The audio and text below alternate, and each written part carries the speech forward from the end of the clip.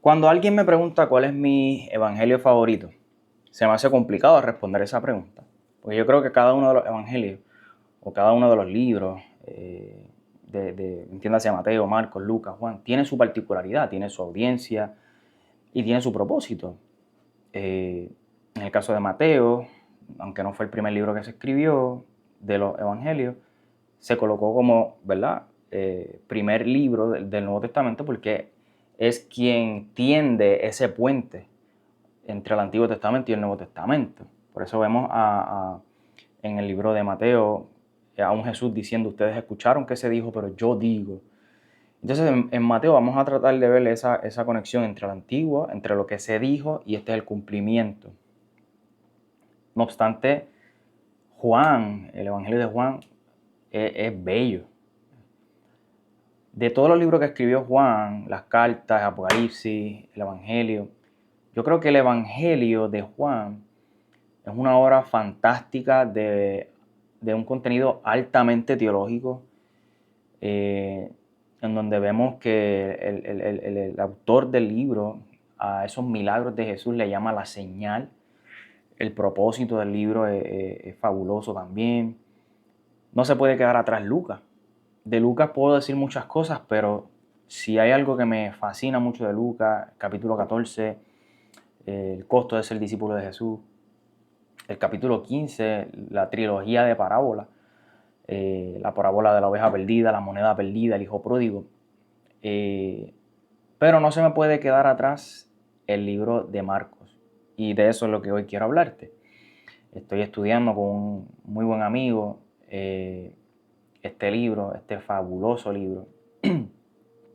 Y Marcos tiene su particularidad porque Marcos no fue discípulo directo de Jesús, fue discípulo del apóstol Pedro. Entonces se cree que de acuerdo a los sermones del apóstol Pedro es que entonces se crea el Evangelio de Marcos, cerca del 55 al 65 aproximadamente. Es bien interesante porque las escrituras se refieren a Jesús como el Señor de señores, pero en el Evangelio de Marcos, Marcos presenta otra faceta de Jesús. Marcos presenta la faceta o la condición de siervo. Marcos establece un paso rápido en la historia de Jesús. Por ejemplo, en Mateo y en Lucas vamos a ver una genealogía. Claro, eso tiene su propósito, su sentido, ¿no? Pero en Marcos el libro comienza directamente con, con el hecho de que Jesús se está bautizando, ya en el comienzo del ministerio de Jesús. De hecho, en Marcos vamos a ver un Jesús que está constantemente haciendo, que está haciendo. En Mateo vamos a ver un Jesús que está dando discursos, por ejemplo, el Sermón del Monte, Mateo 5, 6, 7. Pero en Marcos vamos a ver un Jesús que está haciendo, está sanando a los enfermos, está liberando a los endemoniados, etc. Y vamos a ver a un Jesús haciendo, sirviendo, porque Él dice, yo creo que este es el tema principal de Marcos, yo no he venido para ser servido, sino para yo servir y dar mi vida en rescate por muchos. Lo estoy parafraseando, obviamente. Y vamos a ver que aquí tampoco vamos a ver una excepción. Creo que Mateo, Jesús utiliza mucho esa expresión, el Hijo del Hombre, el Hijo del Hombre. Obviamente utilizando como referencia Daniel y obviamente lo que está haciendo es ¿verdad? Esto es una afirmación de un juicio contra Jerusalén. Pero Marcos tampoco pasa por desapercibido esta expresión, el Hijo del Hombre.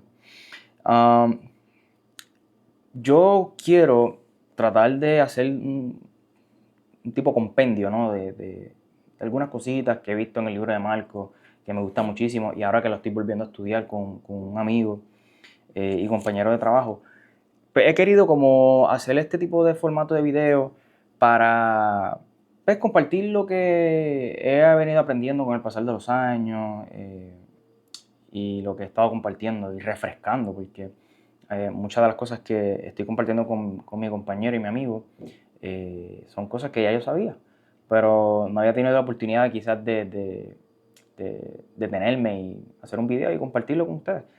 No digo que me lo sé todo, pero creo que la información que voy a compartir con ustedes es de mucho valor y puede servirles. Así que siempre recomiendo a todo el mundo que tiene que hacer su propio ejercicio de estudio y tiene que tener una lectura diaria de las Escrituras. Pero bueno, sin nada más que agregar, el propósito del libro de Marcos es presentar a Jesucristo como un siervo y como el Hijo de Dios a través del relato de su ministerio y de sus enseñanzas en un formato biográfico. Jesús es el Mesías, ese es el tema. El servicio de Jesús, el ministerio de Jesús, los milagros de Jesús, esos son algunos de los temas que vamos a ver en el libro de Marcos. Específicamente en el capítulo 1 vemos que Juan el Bautista está preparando el camino y comienza el libro diciendo, voy a leer la Nueva Traducción Viviente: esta es la buena noticia acerca de Jesús, el Mesías, el Hijo de Dios. Comenzó tal como el profeta Isaías había dicho o había escrito: mira, envía a mi mensajero delante de ti y él preparará tu camino. Es una voz que clama en el desierto: preparen el camino para la venida del Señor. Y comenzando aquí, vemos que el evangelista comienza a hacer una referencia al profeta Isaías. Esto fue lo que dijo Isaías, está el cumplimiento. Juan es esa persona que está preparando el camino del Señor. Y Juan el Bautista dice que estaba en el desierto y predicaba que la gente debía ser bautizada para demostrar que se había arrepentido de sus pecados y vuelto a Dios para ser perdonada. Mucha gente de Judea, incluidos los habitantes de Jerusalén, salían para ver y oír a Juan. Y cuando confesaban sus pecados, él los bautizaba en el río Jordán. Juan usaba ropa tejida de pelo rústico de camello y llevaba puesto un cinturón de cuero alrededor de la cintura. Se alimentaba con langosta y miel silvestre. Quiero detenerme aquí porque tenemos que pensar en la condición de Juan el Bautista. Estaba vestido con ropa tejida con pelo rústico de camello. El pelo de camello es durísimo. Tenía una correa, un cinturón de cuero alrededor de la cintura y se alimentaba de saltamontes, insectos. Imagínate esta escena donde básicamente una persona que parece un deambulante, parece una persona andrajosa, está en el desierto predicando que se tienen que arrepentir de sus pecados. Y yo me imagino mucha gente sorprendida y muchos otros que no le hacían ni siquiera caso. Juan anunciaba, el versículo 7, pronto viene alguien que es superior a mí, tan superior que ni siquiera soy digno de inclinarme como un esclavo y desatarle las correas de sus sandalias. Yo bautizo con agua, pero él los bautizará con el Espíritu Santo. Interesante que en Mateo, cuando el evangelista escribe esta misma expresión, le añade, él los bautizará con Espíritu Santo y fuego. Y obviamente aquí no estamos hablando del fuego del Espíritu Santo, sino que estamos hablando de un juicio. El Espíritu Santo los bautizará con el Espíritu Santo y con juicio. Pero Mateo es otro libro, es otro tema. En el caso de Marcos solamente lo deja hasta el Espíritu Santo. Ahora vamos a hablar acerca del bautismo y la tentación de Jesús, que yo creo que es lo más, no voy a decir importante porque todo es importante, pero lo más que quisiera resaltar. Cierto día Jesús llegó de Nazaret de Galilea y Juan lo bautizó en el río Jordán. Aquí vemos también de nuevo que, por ejemplo, en Juan tienen una conversación Jesús y Juan el Bautista, y Juan el Bautista le dice, no, yo no te debo bautizar, tú debes bautizarme a mí. Y básicamente Jesús le dice, no, tienes que hacerlo para que se cumpla la escritura, etc. Pero aquí vemos en Marcos que no hay ese diálogo. Dice, cierto día Jesús llegó de Nazaret de Galilea y Juan lo bautizó. Porque Marcos es rápido, va directo al grano, al tema central o lo que quiere comunicar. En el versículo 10 del capítulo 1 de Marcos dice, cuando Jesús salió del agua, vio que del cielo se abría y el Espíritu Santo descendía sobre él como una paloma. Y una voz dijo desde el cielo, tú eres mi Hijo muy amado y me das gran gozo. Cuando el pasaje dice que el Espíritu Santo descendía sobre él como una paloma, tenemos que hacerle preguntas al texto y tenemos que hacer nuestra búsqueda o nuestro estudio diligente, porque ¿en qué otra parte de la Biblia aparece o se hace referencia al Espíritu Santo como paloma? Y ahí rápidamente tenemos que ir a Génesis capítulo 1, en la creación, donde, ¿verdad? Vamos a buscarlo para decirlo tal cual como lo dice. Pero en Génesis capítulo 1 vemos que Dios está, ¿verdad?, creando la creación. Y vemos a Dios que dice en Génesis capítulo 1, en el principio Dios creó los cielos y la tierra no tenía forma y estaba vacía, y la oscuridad cubría las aguas profundas, y el Espíritu de Dios se movía sobre el aire, se movía en el aire, perdón, sobre la superficie de las aguas. Entonces Dios dijo que haya luz y hubo luz, etcétera, etcétera. Pero en el idioma original, la palabra, el Espíritu de Dios se movía. En la palabra original es revolotear. El Espíritu de Dios revoloteaba, o sea, hacía como una paloma sobre la superficie de la agua. Así que vemos que en Génesis capítulo 1, en la creación, vemos al Dios Trino obrando en la creación. El Dios Padre da la orden. El Espíritu Santo está revoloteando sobre la superficie de la agua. Y Dios el Hijo es la palabra, es la acción, es quien crea. Y vemos que exactamente el Dios Trino que creó el universo es el mismo Dios Trino que lo va a redimir. Porque cuando vamos al pasaje de Marcos, que Jesús es bautizado, vemos, vemos que desciende el Espíritu Santo como paloma, la misma, ¿verdad? Haciendo referencia a Génesis 1. La voz de Dios, este es mi Hijo amado en cual me complazco, o en el cual tengo mucha complacencia. Y obviamente pues tenemos la palabra encarnada, Dios hecho hombre, el Hijo de Dios, el unigénito, el primogénito, Cristo.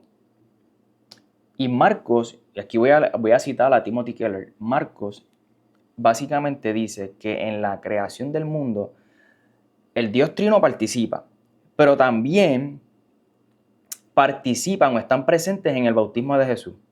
En otras palabras, Marcos está apuntando a la creación, al principio de la historia, y según Marcos, de la misma manera que la creación original del mundo fue un proyecto del Dios en tres personas, o sea, del Dios Trino, la redención del mundo, el rescate del mundo y la renovación de todas las cosas, que comienza ahora con la llegada del Rey, también es algo donde participa la Trinidad. Y yo sé que, bueno, yo no voy a entrar en el tema de la Trinidad porque eso puede ser una serie de videos aparte. Mucha gente tendrá su issue con el tema de la Trinidad, pero si hay algo que hay que resaltar es que cualquier persona que diga ser cristiana tiene que creer en la Trinidad, aunque no está explícitamente la palabra Trinidad en el texto bíblico, pero es algo que podemos ver a lo largo de toda la Escritura, de toda la revelación. Así que son uno de los temas esenciales del cristianismo. Cualquier persona que no crea en la Trinidad, pues definitivamente no es cristiano. Pero sí quería señalar ese hecho en el bautismo de Jesús, porque me pareció sumamente interesante. Y otra cosita que quería compartir con ustedes es que justamente después del bautismo de Jesús dice en el versículo 12 del capítulo 1, y lo vamos a dejar hasta aquí, luego el Espíritu lo impulsó, a ir al desierto donde Jesús fue tentado por Satanás durante 40 días. Estaba en la intemperie entre los animales salvajes y los ángeles lo cuidaban. En Marcos vamos a ver también que Jesús es el nuevo y mejorado Adán. El primer Adán, entiéndase la humanidad, estaba en el jardín con todas las comodidades y estaba entre los animales silvestres. Obviamente el mundo no estaba caído, etc. Pero tenía todas las comodidades. También fue tentado y falló. Sin embargo, el segundo Adán, del cual hace referencia el apóstol Pablo en el libro de Romanos, no tenía las comodidades que tenía el primer Adán. Estaba en el desierto, sin comer, sin beber nada. En el desierto, entre las fieras, dice otras versiones. fue tentado por Satanás durante 40 días y 40 noches. Fue tentado en todo, dicho sea de paso. Y no solamente en ese momento, sino en todo su ministerio. Y nunca falló, nunca pecó. Pero específicamente en esta porción, en este pasaje, Jesús está en el desierto, entre las fieras. No tenía las comodidades que tuvo el primer Adán, pero no falló, no cedió. Este es el nuevo Adán. Y de eso se va a encargar todo el libro de Marcos en resaltar. Este es el nuevo Adán. Este es el Cristo, el ungido, el enviado, el Mesías, el prometido. No obstante, Marcos también en esta escena en donde participa la Trinidad, el Dios Padre, este es mi Hijo amado, la palabra de Dios encarnada en Cristo y el Espíritu Santo descendiendo como paloma, es claramente una referencia de que Jesús es Dios, porque el Dios Trino participó en la creación y ahora el Dios Trino participa en la redención o en la cruz del Rey, en el ministerio de Jesús. Aquí Marcos está claramente anunciando que Jesús es Dios. Y esto es básicamente el principio del libro de Marcos. Tocamos aquí los primeros 12, 13 versículos. Después, más adelante, quizás pudiésemos hacer otros videos del capítulo 1 y el capítulo 2 así sucesivamente. Siempre que el Señor me dé la oportunidad de hacerlo y tenga la disponibilidad. Pero quise compartir estos detalles porque me parece algo sumamente interesante. A mí me encanta mucho el libro de Marcos. Y ahora que lo estoy estudiando, pues estoy recordando todas esas cosas que en algún momento aprendí. Sigo aprendiendo porque el texto bíblico es algo vivo y es algo que tú puedes ir aplicando, ¿no?, a tu vida. Pero yo creo que antes de cerrar, yo creo que esto es una aplicación quizás un poco más de cuidado, quizás más pastoral, aunque no soy pastor. El mismo Dios que actuó en la creación, creó todas las cosas, es el mismo Dios trino que actuó en la redención de este mundo. Y yo creo que hoy, si estás viendo este video, es un buen momento para que Dios transforme tu vida. Yo creo que así como al principio el mundo era un caos, tu vida hoy sin Cristo es un caos. Y el único que puede hacer de ese caos una hermosa creación es Jesucristo. Así que mi invitación para ti hoy es que te arrepientes de tus pecados, que mires a Cristo, el Hijo de Dios, confíes, pongas tu fe en Él, en que no solamente murió, sino que vivió la vida que tú y yo no podemos vivir. Pongas tu fe en Él y serás salvo. Serás salvo. Esa es mi invitación para ti. Creo que Dios es el único que puede hacer una hermosa creación de un caos. Y tu vida hoy quizás puede estar siendo un caos. De hecho, puedes tenerlo todo, pero al final del día, ¿de qué le vale al hombre ganar el mundo entero si al final pierde su alma? Tú puedes tener todas las comodidades del mundo, pero siempre vas a tener un vacío que solamente Dios puede llenar. Y mi invitación es que hoy tú puedas clamar a Dios y pedirle que conceda arrepentimiento y fe para tu vida, para que Dios redima tu vida, cambie, haga una hermosa creación, una nueva criatura. Y puedas ir a un lugar y congregarte, ser miembro oficial de una comunidad sana y bíblica. Esa es mi invitación para ti. Así que de todo lo que yo he dicho, yo creo que lo más importante es lo último que acabo de mencionar. Así que hoy te invito a que te arrepientas de tus pecados, que mires a Cristo y que clames a Él. Y Él te va a responder.